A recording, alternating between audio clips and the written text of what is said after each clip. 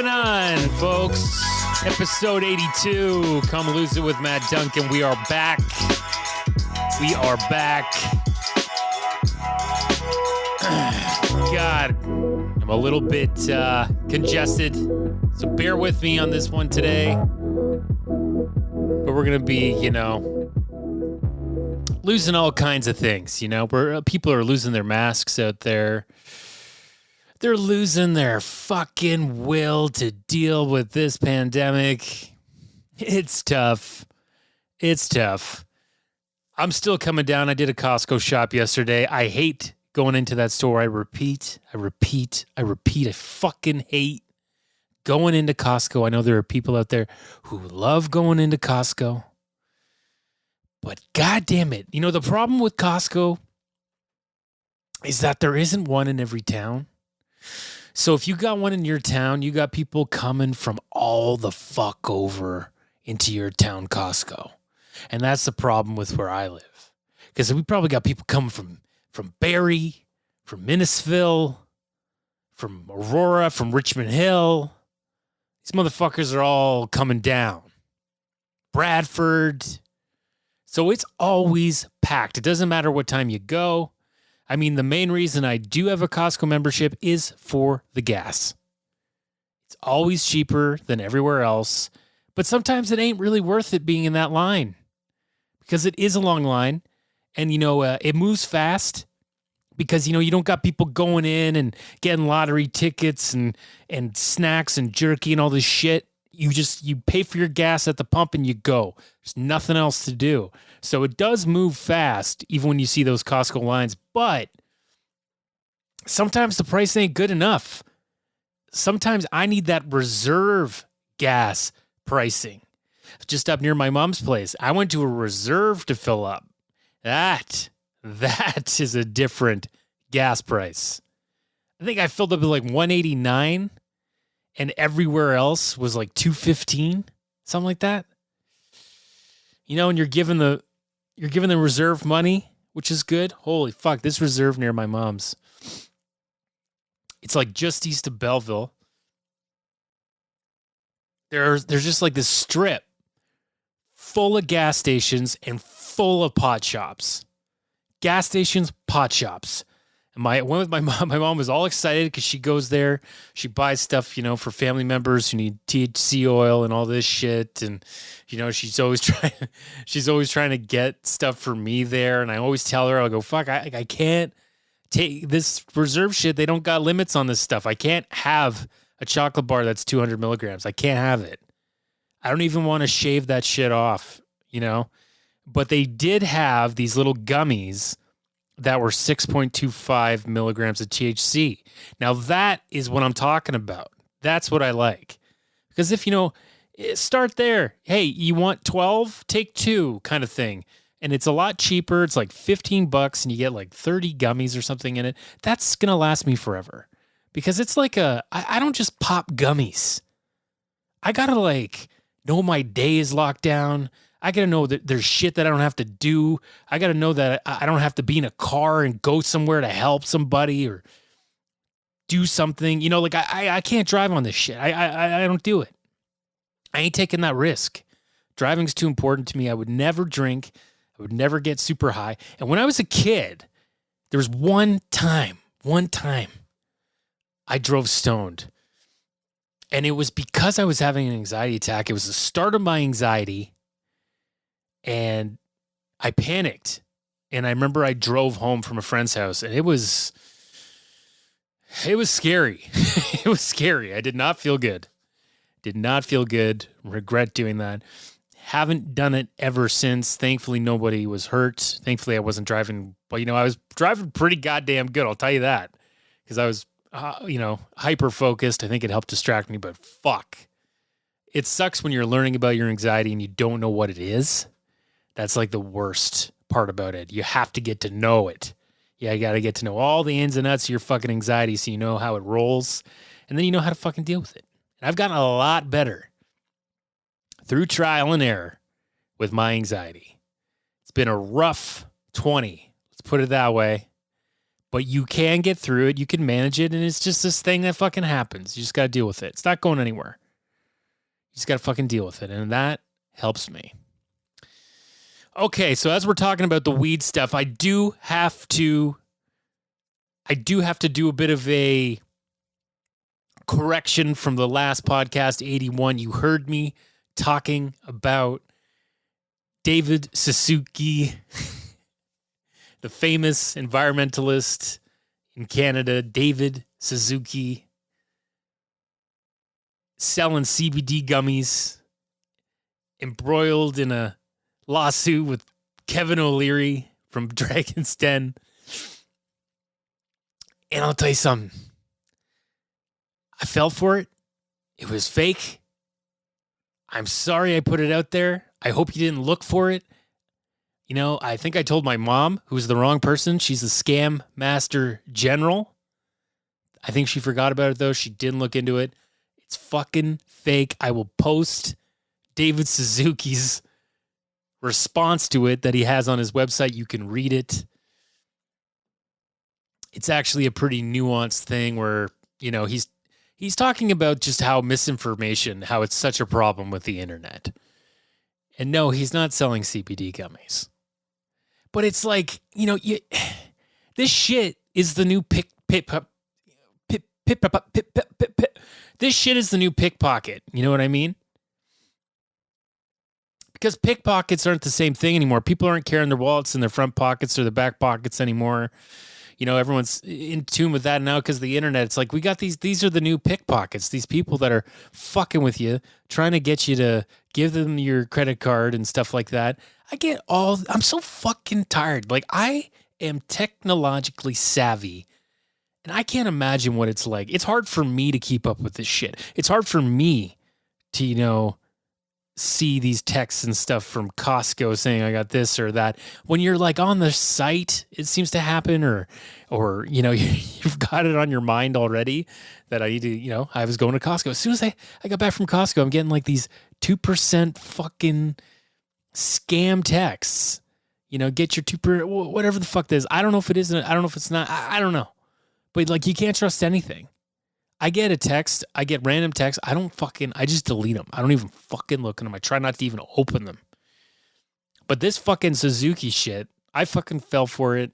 It just showed how easy it is because we are in the world of, you know, we just read headlines now. We don't fucking fact check. We don't do anything. I hear people all the time saying, oh, I saw this headline. Oh, I read this headline. Headline! That's where we're fucking at. This is not good. This is not fucking good. Ugh. So obviously, you know, I saw like the surface layer of this whole thing in some form of a headline. And it did look pretty legit, you know? It looked pretty legit. And it's just people out there that are like, fuck, I don't want to work. I don't want to fucking have a real job. I don't want to earn real shit. I want to fucking steal money. You know, we're just like, that shit has been going on as long as we've been around. There's always going to be a shyster around the corner trying to get your money. It's just the way it fucking goes. And this is just the way it is now.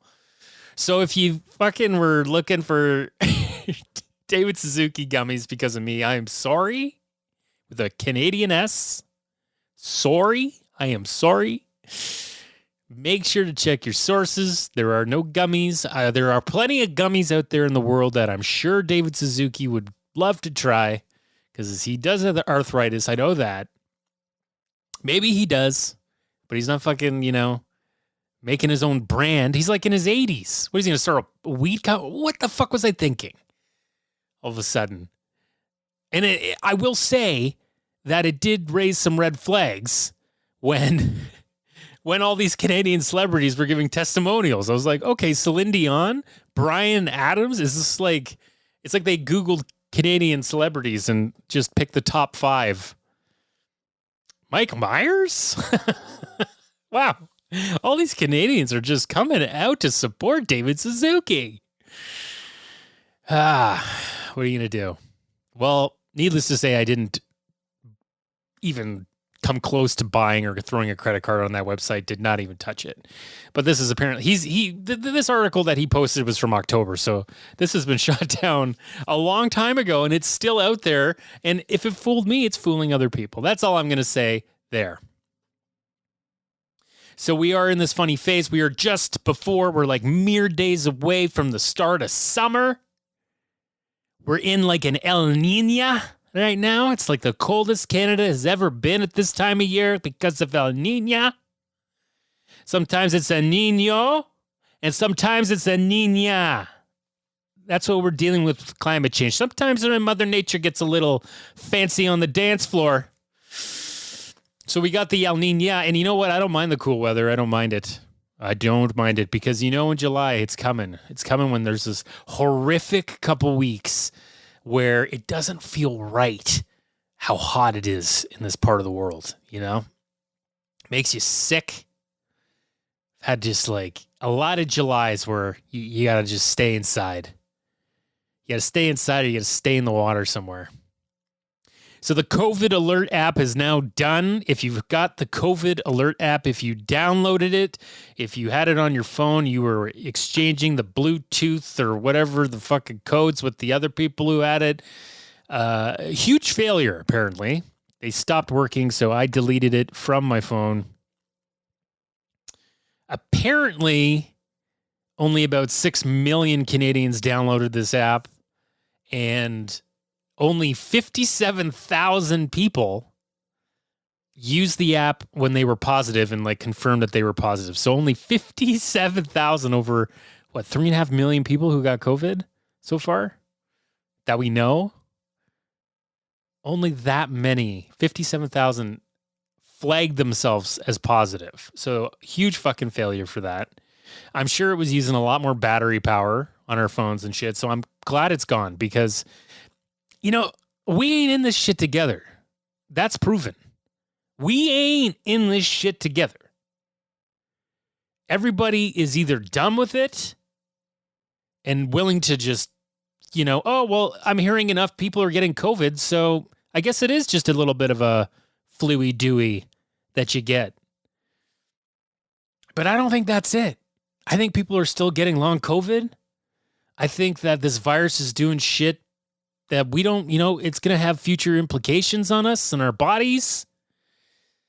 It looks like the cases, they're preparing for like a big caseload in the fall and in the winter. The shit, like, we just couldn't fucking come together to get rid of this shit. And maybe we didn't have a chance. I don't really know anymore. I tried to follow the science, but it seems like maybe we're just too widespread as a species. We're traveling too much. You know, air travel, everything, like, it's just impossible. I think it's just impossible. But now it's like a battle at the grocery stores where I'm still wearing a mask. Some of my friends are still wearing a mask, I believe. Most of them. But there's a lot of people. It's like 10% are wearing masks now in the stores. And it's a game of looking at each other and both people thinking, look at this fucking asshole.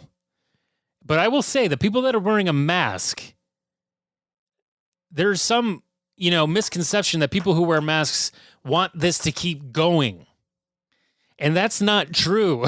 The people who wear masks want this to be over. Just because you're not wearing a mask doesn't mean like you've solved it. Now you're just opening up to getting it.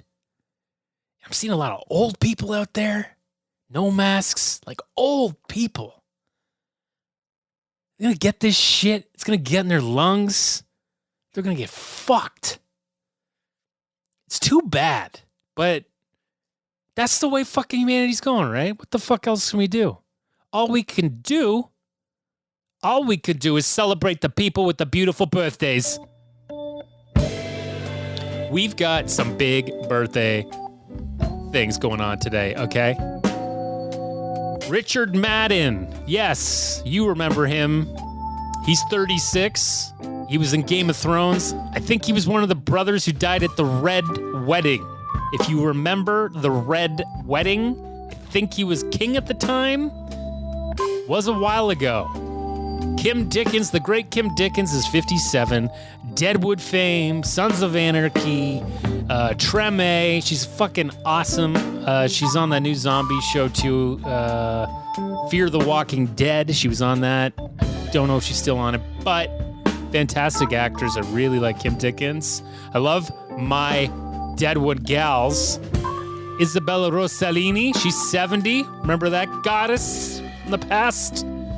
70 years old. And the great Carol Kane, also 70. You know her weird voice. You know her from Taxi. If you're watching the old reruns, if you're my age. Taxi, she was Latka's girlfriend. She was also one of the funniest fucking roles ever in Scrooged as the ghost of Christmas Present. Happy 70 to Carol Kane. Who else we got here? Got Caitlin Lieb. You know her. You love her. She's 34. Ralph Brown. I don't know who that is. 65, though. Oh, my God. Brian Benben. Brian Benben. He's 60. It's hilarious that that's his name. He's 66, Brian Benben. I think he was on that show. I think it was the star of that show about the guy who... Oh, God. What was it called? It was some kind of time travel show, not Sliders, but he was waking up and reading a newspaper at a different place every day, or he got the newspaper the day before. Was it Dream On? Was it Dream On that he was the show? I think it was Dream On. Yeah, it was Dream On. So, Richard Boone, the great Richard Boone, he's been long dead. Let's just say, sleep well, child, sleep well. Who else we got here? Miriam Flynn, 71. The great Philip Jackson, 74. Character actor, great one. And you know, like on this fucking day in 2004, 18 years ago, two great movies came out. Dodgeball, a true underdog story. You remember that one? Introduces all the Justin Long. And The Terminal, where Tom Hanks played that weirdo that was living at the airport. Couldn't get home or whatever. Didn't ever actually see The Terminal, remember? I think it's a Spielberg movie. Speaking of which, Tommy, I saw the outburst. Somebody like tripped his wife. And Tommy Hanks yelled, "Back the fuck off!" And it was just so great to see, and you could see the Will Smith balls turning in his head. He was like, fuck, I gotta reel it in, but we got to see a little bit of that fucking side. Don't be tripping, Rita Wilson, yo!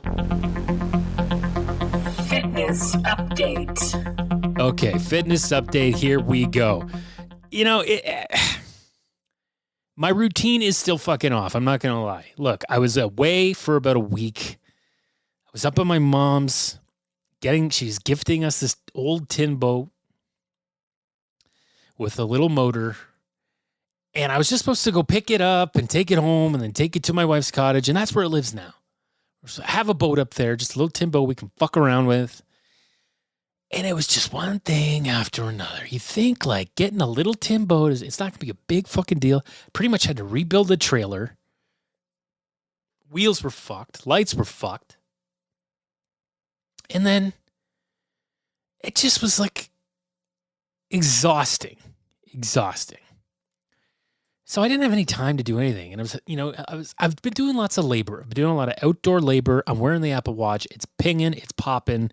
I'm getting the calories burned. It's good. I've been on a lot of properties that are big. So it's like, if you're living on a property or you're a part of staying on a property that's big, you got to walk from here to the dock to whatever. It's fucking adds up. You go back and forth a few times. Big difference from living at home. Big fucking difference. So post podcast today, I'm going to get back on the bike. It's right there. It's staring at me. It's whimpering like Beethoven in Beethoven's second when he lost his puppies. That's what happened, right? Beethoven's second, all the puppies. What a nightmare. So I'm going to get back on it. I'm hoping that I can get a good weekend workout in today, tomorrow, and then start my week off. I got to get back into it though, because like I am feeling fucked up through the week. Like I'm not focusing well. I'm feeling more down. It's just like it's all I was doing well, and it's like I'm back in a pit. My ADD is out of whack. Having a hard time getting to work. It's not good. So I'm gonna do that. I'm gonna start getting back into that, and hopefully I can get back into a routine that can, propel me through the summer and get me ready for that beautiful fall, my favorite season of all time. Health news. News that is health related. Okay, we got some health news. We have got some friggin' health news. I got two things I'm going to talk about. The first one is an article that I found. CTV did a little thing about it. Eating more fish may increase a person's risk of developing melanoma. That is skin cancer. Isn't this interesting? So, if you go back into the podcast Fat Boy archives, that's not what we're called anymore. That was the beginning of this pod. We are now called Come Lose It. But when we were podcast Fat Boy, I was for a period of, you know what? Now that I think about it, it might have been right before I started the podcast, but I was a pescatarian for about 3 months. Now, a pescatarian is a vegetarian that eats fish. That's pretty much it. So I, ate salmon and tuna and tilapia, which I can't even think about now. Disgusting tilapia is. But the problem is with like eating fish is it's like, I don't know how people don't get fucking sick of it. I can I have sushi once a month.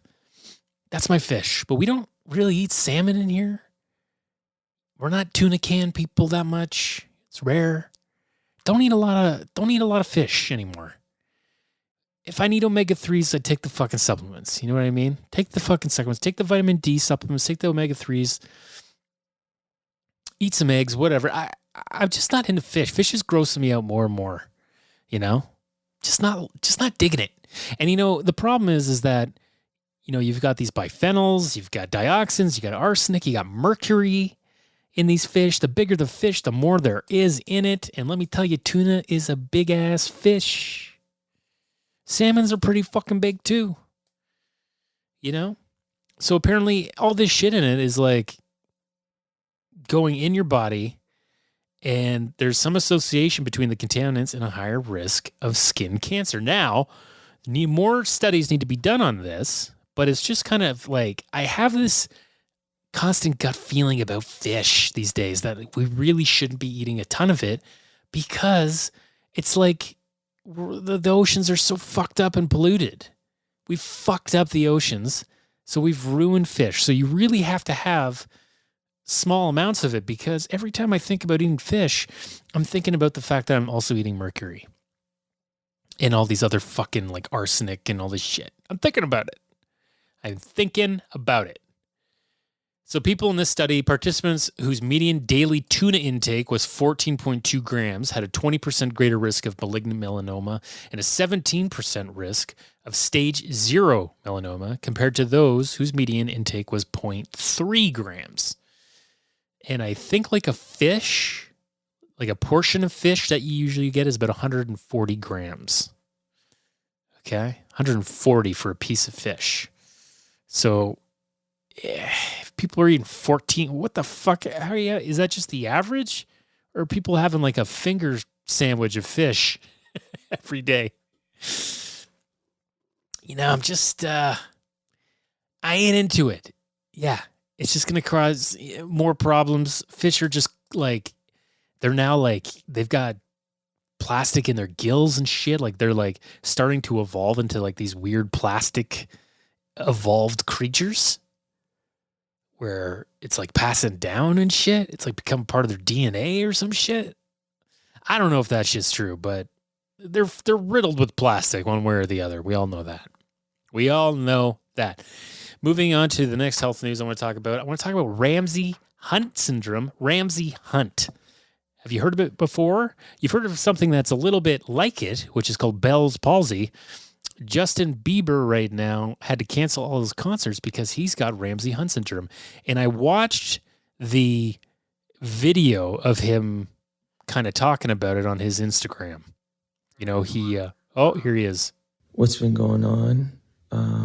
Obviously, as you can probably see from my face, I have this syndrome called Ramsay Hunt syndrome. Ramsay Hunt syndrome, yeah. And it is from this... It's a virus. Yes. That attacks the nerve in my ear and my facial nerves and has caused my face to have paralysis. As you can see, this eye is not blinking. Okay, so that's Justin Bieber. He doesn't look that bad or anything. Like, you can't really notice it other than his eye and when he does a smile and stuff. But yeah, half of his face is paralyzed. His left eye, I believe it is not blinking. And so what this is, it's not Bell's palsy. It's actually more related to chicken pox. It's apparently a virus. It's called like the Varicella zoster virus or something, and it is associated with chickenpox and shingles. So it can be in your body, it can be dormant your whole life, but if you've had chickenpox or you've had shingles when you were younger, it can come back and manifest itself as this Ramsay Hunt syndrome. It's very rare, and so it can last, like for younger people, it can last like a few months. Several weeks to a few months for Biebs to get his shit back. He's a young guy. He's only 28. I always forget that he's like not that. He's about 10 years younger than me, I guess, but he's 28.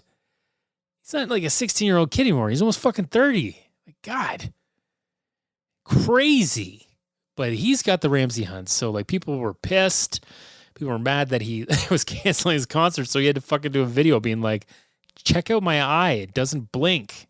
You know, poor Biebs. Hope he gets a, full thing. So yeah, it's like Ramsay Hunt syndrome is reminiscent of other conditions like Bell's palsy, and diagnoses are often missed or delayed. So that's the problem. I think you can take,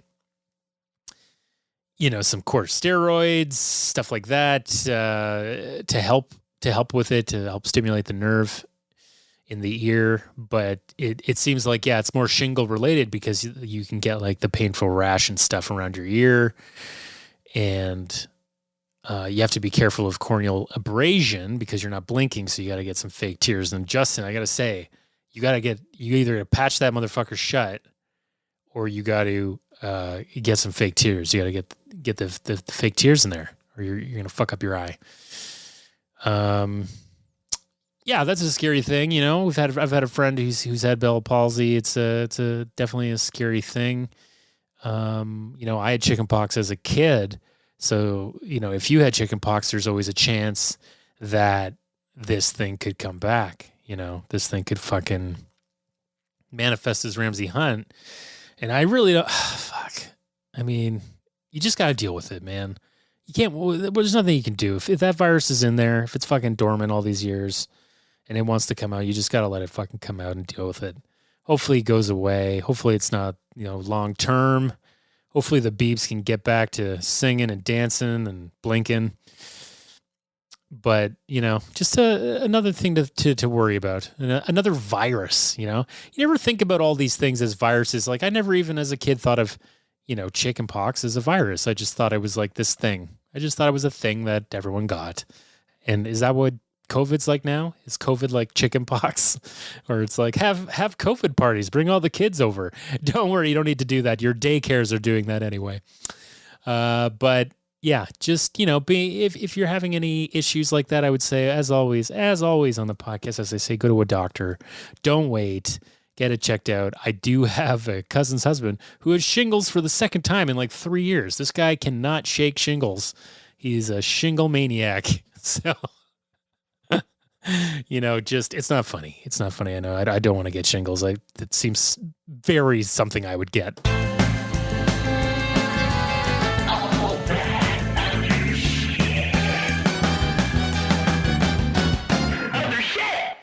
Okay, we're moving on to some other shit here to end up the podcast. You know, we're getting in 82. We're getting closer to 100. That's exciting. Got to have a guest on at some point. I know I wanted to get Adam Kennedy on. He's a big pro skateboarder now. He's Tony Hawk, I think, out. The Tony Hawk of Winnipeg. Adam Kennedy, we got to get him on soon and talk some goofiness with him. And maybe Billy Hoosh. Gonna go visit him in a couple of weeks, few weeks. Maybe I'll bring the mics and shit and we'll do a little epiroo there. Who knows? Got to get some people on. But let's talk to some other shit here. Okay, so this shit has been on my mind. Okay, so, you know I'm an actor. You know I've been an actor for a long time. I've done some stuff on TV. I've done a lot of commercials. I've done a lot of auditions, and it looks like in-person auditions are starting to come back a bit, and I've talked about it, and if my agent listened to this podcast, if both my agents listen to this podcast, they would know I'm not going back to first call auditions inside. So that probably means that our tenure together is coming to an end, and for the first time in almost 18 years, I will be a free agent, Bill Murray ass actor, no agent motherfucker, if they decide to not keep me on, because I ain't driving. I live out of the city. I ain't driving in to pretend a fucking Big Mac tastes like the best thing I've ever had. I can't do it. I'm almost fucking 40. I can't do that shit. I'm going to be 38 this year.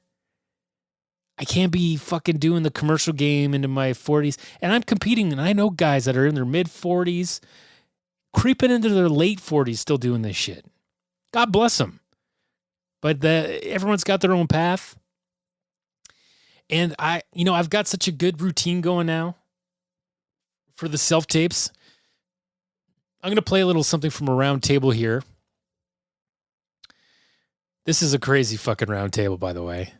So the Hollywood Reporter did this round table with Brian Cox, Michael Keaton, Oscar Isaac, Samuel L. Jackson, Tom Hiddleston, and Quincy Isaiah, who he's from the new Winning Time show playing Magic Johnson, did a fantastic job. He's kind of the baby on the panel. He's not very well known. But they get into talking about the audition process, and Samuel L. Jackson starts it off. So just listen to this, and then I'll talk about it. But you've also passed a hurdle now that a lot of your contemporaries have not. You know, it's so weird, because when we were casting Ptolemy, the show that I did, you could tell who was at home reading with their sister or their brother. Right. You know, it's a lot of self-tape. They're not in the room with the casting people. Yeah. Like we used to be. We used to go in and, you know, you sit there, you go in a room, and all the other actors you know are there. Now, people are at home sending tapes to people. And they're acting with their mom. You know, they've already done the other side for themselves. But I think there's a huge downside to Oh, my God. A huge downside. I can't imagine how difficult that would have been. I have a son who's an actor, and, he spends a fortune doing all that stuff, and there's no record, and he never sees anybody, and he never gets any feedback. No feedback, nothing. He does the stuff, he puts it out there, and he's a good actor, my kid, and he puts it out there, and he gets no feedback. And through COVID, it was, he almost became suicidal because Okay. Brian Cox. Okay. Your son almost became suicidal because of self-tapes. I don't think that's super accurate. I think you're being a little dramatic, good sir. I think you're showing us a little bit of your thespian quality, good sir. Samuel L. Jackson, Brian Cox, you dudes, Michael Keaton, you have not, and I can see Michael Keaton in this too, I'll get to it, but they have not had an audition like the 99.7% of actors in decades. They haven't gone into a fucking casting room with a panel of people who don't know who you are, with a reader who's not that good. And you know what? Casting doesn't always give you fucking feedback. They let you do your thing and they say, thanks, that was great. And that's it. So what are we really fucking missing here? These guys are used to having like Martin Scorsese or Steven Spielberg call them up, invite them to their home, bring them in, sit down, have lunch, talk about the character, because they don't need to fucking audition Brian Cox or Samuel Jackson. You know exactly what they can do. You know exactly what you're getting. They don't need to do any of that bullshit anymore. They've earned it. They've earned it. But to to fucking talk like they know what actors of my contemporary age need, they're out of their fucking depth. They're out of their depth. It's just, I think it can work fine. I think recording with your sister or your mother or whoever, if you get over it and just realize that these are the people you're most comfortable with, it's actually not too bad. You know, and it's really nice. Like I set up teleprompters and shit now. I love it. I have way better auditions now. I'm not worried about the fucking lines and all this shit for this hurdle. It just drives me crazy. These people on this round table are fantastic actors, and I love all of them. But they are not in the same fucking realm of the majority of actors. You're not there anymore. And you could see Michael Keaton. He doesn't know what the fuck happens with auditions anymore. He's like, what do they do? Like, when they used to audition, they probably fucking actually recorded it on film. That's how long ago it was. The earliest of camcorder. I don't know. It's just, it drives me crazy. I think that shit changes in the biz, you know? When I started, it was the end of the black and white headshot. Everyone started switching to color, and now there are no black and white headshots. You have to have color. You also, they stopped, like, you don't need to print headshots. I used to have to, like, when I started, I would print like 200 pictures, and it cost a fortune because you would send those in. But now they don't need to do that because they have your JPEG. They can just bring it up on their big monitor, and it looks better, and, you know, saves paper. And now that's done. You know, like, headshots are, I haven't had new headshots in 6 years. I haven't changed enough to need them. I got no fucking plans to get headshots really again. Until I get really old. But as I said, like, if I'm going unrepped, I don't know what the fuck I'm going to do. Am I going to stay in this industry? Am I going to do something else? Or am I going to do something completely different? I don't know. But don't fucking tell me that self-tapes are making it worse. The whole audition process is shit. And there was a casting director. I went to one of her. She had a seminar once. Her name was Martha Chesney. Martha Chesney? Marsha something. She's a big casting director in Toronto. And she admitted, she goes, I know. She's like, it's not a great process, but we don't know what else to do. It's the best we can do right now. And I guess the alternative is that every actor has to become a filmmaker and know how to send in a movie for every audition, which is a lot to ask. It's a lot to ask, but I think going forward, there should be a hybrid way of doing this. If people have proven that they can handle it, they should be able to send in a self-tape for whatever the fuck they want. Especially when it's a bullshit fucking day player thing for an accountant or a fucking commercial audition for a shitty corporation.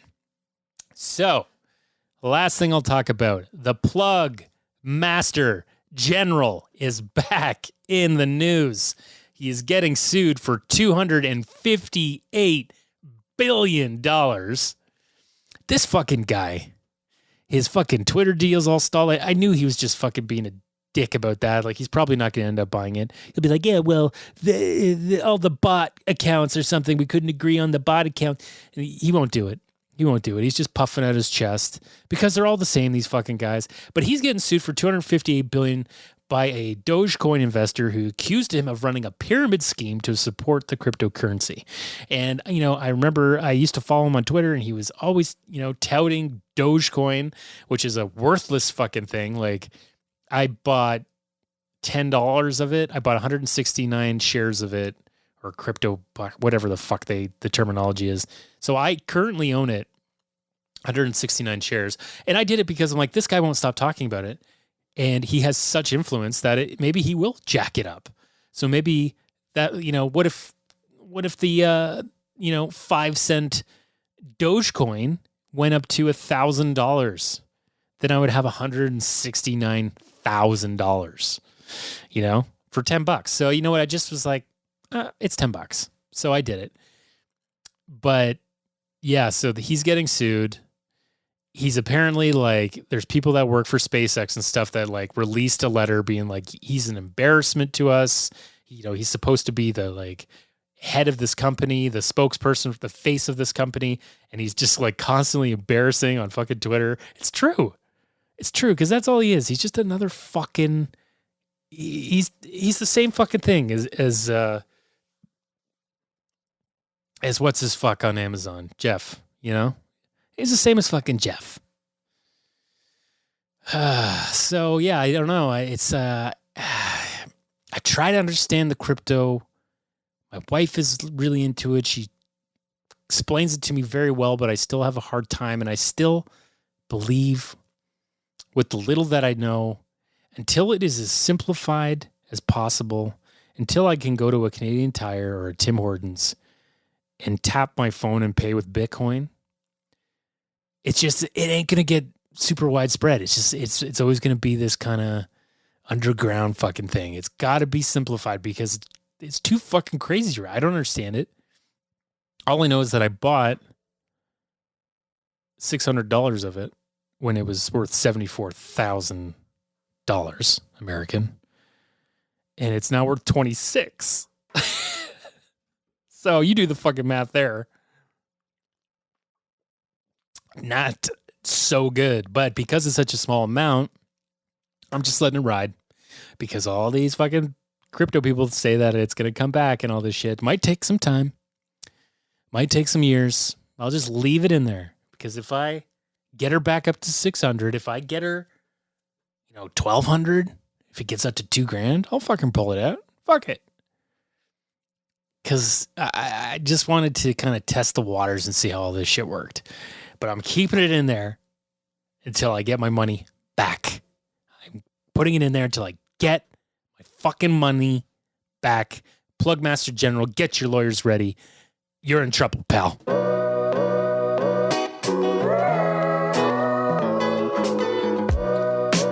Oh, baby. Okay, how do we do? Okay, 42 minutes, episode 82. We're talking about lots of things. I'm going off, I'm ranting, I'm raving, I'm telling you who I am. That's what this podcast is about, right? We're having a good time. Gonna get another June one in. Maybe a mid-June summer pod. Thanks for listening, and stay away from the Suzuki CBD gummies.